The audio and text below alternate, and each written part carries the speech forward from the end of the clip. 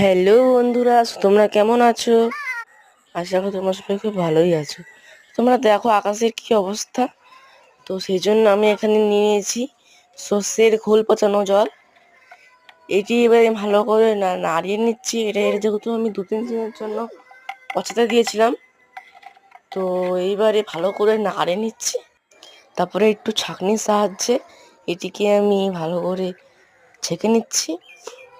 এই দেখো ছেঁকে নিলাম। তারপরে একে একে আমি ডালিয়া গাছে দেবো, তারপর নয়নতারা গাছেও দিলাম, তারপর আমরা গাঁদা গাছগুলোও দিলাম।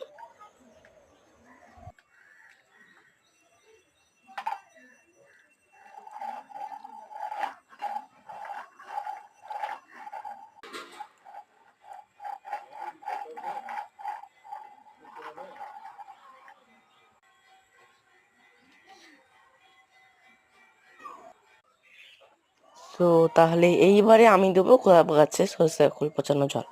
ভালো করে তোমরা দেখে নাও, এটি আমার কাছে কুড়ি এসেছে।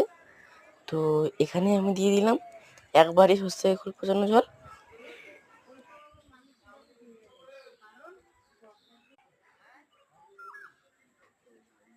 তারপরে আমার সে আরও একটি গোলাপ গাছে, তাতেও আমি দিয়ে দিলাম।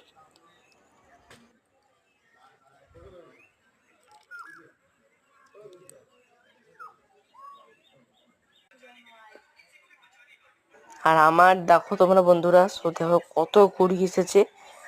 তো এখন এই গোলাপ গাছটায় আমি এখন সরিষার খোল পচানো জলটা দেবো।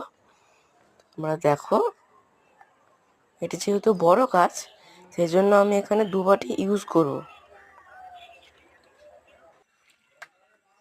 তো দেখো এখানে আমি দিয়ে দিলাম জলটা। তো আমার আবার সেই লাল গোলাপ গাছটা দিচ্ছি সরিষার খোল পচানো জল। তো আমি এখন চলে যাচ্ছি।